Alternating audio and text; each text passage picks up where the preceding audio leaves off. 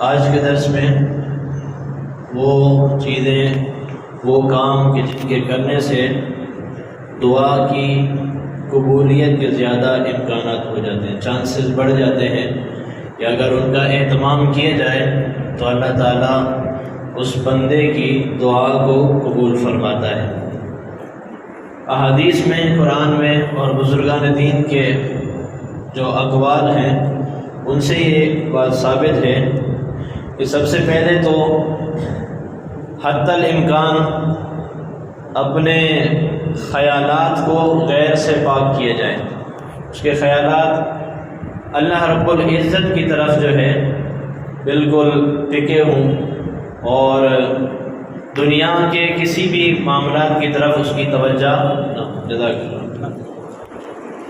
دنیا کے کسی بھی معاملے کی طرف اس کی توجہ نہ ہو، کیونکہ حضور نبی اکرم صلی اللہ تعالی علیہ وسلم کا اس پر واضح ایک فرمان ہے، ان اللہ لا یستجیب دعاء من قلب غافل لاہن، کہ اللہ تعالی کھیلنے والے دل، جو کہ غافل ہے، کھیلنے والے غافل دل کی دعا کو قبول نہیں فرماتا۔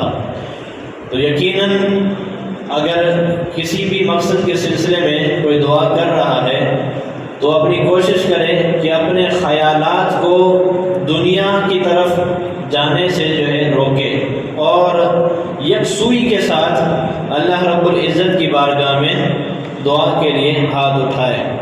حضور نبی اکرم صلی اللہ تعالی وسلم نے ارشاد فرمایا، دعا کا جو محل ہے وہ دل ہے، دل سے جو ہے دعا کی جاتی ہے، کیونکہ آقا انعامدار صلی اللہ تعالی وسلم کا فرمان اس پر بھی بالکل واضح ہے کہ ان اللہ لا ينظر الى صورکم واموالکم، کہ اللہ تعالیٰ تمہاری صورتوں کو نہیں دیکھتا کہ ہاں کوئی خوبصورت ہے تو اس کی دعا قبول کی جائے معاذ اللہ، اور اگر کوئی کالا ہے تو اس کی دعا قبول نہیں ہوگی بلکہ رد کر دی جائے گی، اگر کوئی مالدار ہے تو اس کی دعا قبول ہوگی، اور کوئی غریب ہے تو اس کی دعا قبول نہیں ہوگی۔ تو ایسا ہرگز نہیں ہے۔ اللہ رب العزت کے پیارے محبوب علیہ السلام نے ارشاد فرمایا ان اللہ لا ينظر الى صورکم، اللہ تعالیٰ تمہاری صورتوں کو نہیں دیکھتا، تمہارے چہروں کو نہیں دیکھتا، ولا اموالکم، اور نہ ہی تمہارے دولت کو دیکھتا ہے، دیکھتا کیا ہے، وَلَكِنْ يَنْظُرُ إِلَىٰ قُلُوبِكُمْ وَأَعْمَالِكُمْ، اللہ تعالیٰ تمہارے دلوں کو دیکھتا ہے اور تمہارے اعمال کو دیکھتا ہے، پھر اس کے پیش نظر اللہ رب العزت تمہاری دعاؤں کو قبول فرماتا ہے۔ تو دل کو جو ہے خیالات غیر سے پاک رکھنا لازم اور ضروری ہے دعا کی قبولیت کے لیے۔ اگر کوئی چاہتا ہے کہ اس کی دعا قبول ہو تو دل کو غیر کے خیال سے محفوظ رکھے۔ یقیناً آج کا جو ماحول ہے، اگر کوئی شخص اپنے باس کے پاس جاتا ہے، اپنے کسی بڑے کے پاس جاتا ہے جس کے ماتحت وہ کام کر رہا ہو، تو جو بھی کام اس کو منوانا ہو تو لازمی سی بات ہے اس کی پوری توجہ اپنے باس کی طرف ہوگی، کہ کہیں اگر میں نے ان سے بات کی اور میری توجہ کہیں اور ہوئی تو باس غصہ نہ ہو جائے۔ تو اللہ کی بارگاہ میں ہاتھ اٹھائے ہوئے ہیں اور انگلیوں سے کھیلا جا رہا ہے، ہاتھوں سے کھیل رہا ہے اور کہیں اور دیکھ رہا ہے، توجہ اس کی اللہ کی طرف نہیں ہے، تو ایسا بالکل بھی مناسب عمل نہیں ہے کہ اللہ کی ذات عظیم ہے، اس سے مانگا جا رہا ہے، اللہ کی توجہ بندے کی طرف ہوتی ہے۔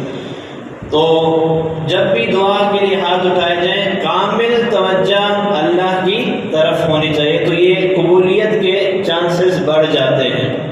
دوسرا، مفتی نقی علی خان صاحب نے ایک اور سبق بیان فرمائے جو اعلیٰ حضرت کے والد گرامی ہیں، حضرت العلامہ مفتی نقی علی خان صاحب، اعلیٰ حضرت عظیم المرتبت کے والد گرامی، ارشاد فرماتے ہیں دعا کی قبولیت کے چانسز اس وقت بھی بڑھ جاتے ہیں جب بندے کا بدن پاک ہو اور کپڑا بھی پاک ہو، اور جس جگہ پہ بیٹھ کر وہ دعا کر رہا ہے وہ جگہ بھی پاک ہو۔ لازمی سی بات ہے کہ دعا صرف مسجد میں تو نہیں مانگی جاتی، دعا کوئی آفس میں مانگ رہا ہے، کوئی گھر میں مانگ رہا ہے، کوئی باہر مانگ رہا ہے، مسجد میں بھی مانگی جاتی ہے، صرف یہ جگہ نہیں ہے۔ تو اس وقت اپنے بدن کا پاک ہونا ضروری ہے، کپڑے کا پاک ہونا ضروری ہے، اور جس جگہ پہ بیٹھ کے رہی ہے اس جگہ کا بھی پاک ہونا ضروری ہے۔ اس پر بھی آقا انعامدار صلی اللہ تعالی وسلم کا ایک واضح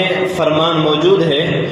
حضور نبی اکرم صلی اللہ علیہ وسلم نے ارشاد فرمایا اللہ رب العزت نظیف ہے، پاک ہے، اور وہ پاکی کو دوست رکھتا ہے، پاک چیزوں کو جو ہے محبوب رکھتا ہے، پسند کرتا ہے۔ تو چاہیے کہ اس کے کپڑے بھی اچھے ہونے چاہیے، بدبودار نہ ہو، جسم بدبودار نہ ہو، جس جگہ پہ بیٹھا ہے وہ جگہ بھی بدبودار نہ ہو، کیونکہ جو اجابت کے جگہ ہیں وہ بھی آگے میں چل کے بیان کروں گا کہ جن جگہوں پہ دعا کی جائے تو اجابت قبول کے چانسز قبولیت کے بڑھ جاتے ہیں۔ ایک اور سبب دعا کی قبولیت کا ارشاد فرمایا جب بھی دعا کرنے لگو تو دعا کرنے سے پہلے کوئی عمل صالح کر لو، کوئی نیک عمل کر لو۔ نماز بھی پڑھی ہے تو یہ بھی نیک عمل ہے، تو نماز کے بعد جو اگر کوئی دعا کرے گا تو قبولیت کے چانسز بڑھ جاتے ہیں۔ لیکن اگر کسی نے صدقہ کیا تو بھی جو ہے قبولیت کے چانسز بڑھ جائیں گے۔ حضور نبی اکرم صلی اللہ علیہ وسلم کی بارگاہ میں صحابہ کرام رضوان اللہ تعالی علیہم اجمعین جب آتے تھے تو قرآن میں بھی آئے یا ایھا الذین آمنوا اذا ناجیتم الرسول فقدموا بین یدی نجواکم صدقہ، ایمان والو جب تم جو ہے رسول اللہ صلی اللہ علیہ وسلم سے تنہائی میں ملاقات کرنے لگو تو اس سے پہلے عرض کرنے سے پہلے کچھ چیز صدقہ کر دیا کرو۔ تو یہ پہلے واجب تھا، اس کے بعد یہ اس کا وجوب جو ہے منسوخ ہو گیا، لیکن اب بھی استحبابی عمل کے طور پر اس کو کر سکتے ہیں کہ دعا بھی مانگو تو پھر پہلے صدقہ کر لو، کسی کو کچھ دے دو جو آپ کا جاننے والا ہو، جو غریب ہے، مستحق ہے، جو باہر گھوم رہے ہیں وہ نہیں، وہ تو خالی جو ہے نام کے فقیر ہیں۔ جن کا آپ کو پتہ ہے آپ کا رشتہ دار ہے، جتنا قریبی رشتہ دار ہوگا، فقیر ہوگا، اس کی خدمت کریں گے تو اس کا زیادہ ثواب ہے۔ اپنے بھوکے مر رہے ہیں اور سخاوت اس کی جو ہے چل رہی ہے باہر، تو اپنوں کا خاص خیال رکھنا ضروری ہے۔ تو دعا سے پہلے صدقہ کر لیا جائے تو پھر دعا کی قبولیت کے چانسز بڑھ جاتے ہیں۔ حضور نبی اکرم صلی اللہ علیہ وسلم کے فرامین آپ سماعت فرما رہے ہیں۔ ایک اور سبب ہے دعا کی قبولیت کا، وہ یہ ہے کہ جس کے حقوق اس کے ذمے موجود ہیں وہ ادا کرنے کے بعد اللہ سے مانگے گا تو اللہ تعالیٰ عطا فرمائے گا، دعا قبول فرمائے گا۔ لیکن اس کے حقوق ذمے ہیں، کسی کو کیا تکلیف پہنچائیے، وہ حقوق ہیں، حق مارے ہوئے اس نے، تو پھر اللہ کی بارگاہ میں دعا کرے گا تو کہاں سے قبول ہوگی۔ اس کی ایک ایگزامپل دی ہے، مثال دی ہے کہ ایک فقیر ہے، بادشاہ کے پاس جاتا ہے بھیک مانگنے کے لیے، کچھ مانگنے کے لیے جاتا ہے، اور حال یہ ہے کہ اس کے ارد گرد سارے لوگ شور مچا رہے ہیں کہ اس نے مجھے مارا ہے، اس نے میرا مال لوٹا ہے، اس نے مجھے تکلیف دی ہے۔ تو اب کیا وہ بادشاہ عطا کرے گا یا پھر سزا دے گا؟ کیونکہ اتنے جرم کیے ہوئے اس نے، مال لوٹا ہوا ہے کسی کا، کسی کو کیا تکلیف دی ہوئی ہے، کسی کو مارا ہوا ہے، تو اب اس کو وہ عطا نہیں کرے گا بلکہ اس کو سزا دی جائے گی۔ تو یہاں بھی ایسا ہی معاملہ ہے کہ اپنے ہاتھوں سے، اپنی زبان سے، اپنے عمل سے لوگوں کو طرح طرح کی تکالیف دیتا پھرتا ہے، لیکن پھر مانگنے کے لیے آ جاتا ہے۔ لیکن مانگنے سے پہلے حقوق معاف کرا لے یا پھر حقوق کو ادا کر دے، اس کے بعد اگر دعا مانگے گا تو قبولیت کے چانسز بڑھ جائیں گے۔ اور ایک اور سبب بتایا، فرمایا کہ کھانے پینے، لباس اور کسب میں حرام سے احتیاط کریں۔ کھا رہے حرام کھا رہے، پی رہے حرام پی رہے، پہن رہے تو حرام کی چیزیں جو ہے پہن رہے، اور اسی طرح کما رہے تو حرام کے ذرائع یوز کر رہے، استعمال کر رہے، تو یہ دعا کی قبولیت میں رکاوٹ پیدا کرتے ہیں۔ کھانا پینا، جس کا کھانا پینا حلال نہیں ہے تو اس کی دعا کہاں سے قبول ہوگی؟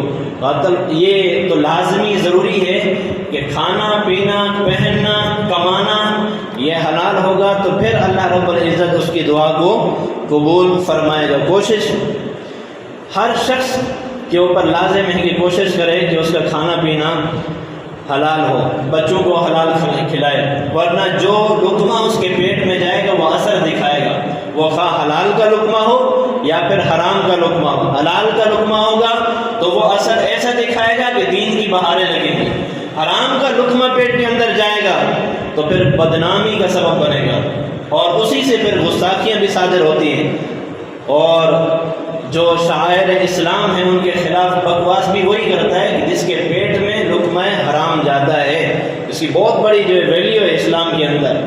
تو ہر شخص کے اوپر لازم ہے کہ کوشش کرے خود بھی حلال کھائے، بچوں کو بھی حلال کھلائے، ورنہ ان کو کھلانے کا وبال بھی اس کے سر پہ جائے گا.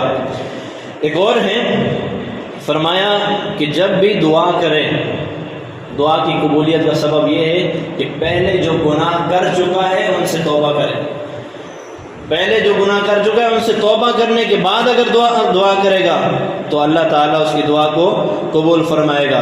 اعلیٰ حضرت فرماتے ہیں کہ نافرمانی پر قائم رہ کر عطا مانگنا یہ بے حیائی کا کام ہے. نافرمانی بھی کرتا ہے پھر بھی عطا مانگتا ہے، یا اللہ عطا فرما، عطا فرما، یہ عطا فرما. یہ بے حیائی ہے، یہ بندہ بے حیا ہے. اس سے پہلے توبہ کرے، یا اللہ میرے گناہوں کو معاف فرما، تیری ذات بخشنے والی ہے، تیری ذات معاف کرنے والی ہے، تو مجھے معاف فرما، توبہ کو قبول فرما. پھر جو دعا مانگے گا وہ دعا اس کی رد نہیں ہوگی بلکہ قبول ہوگی.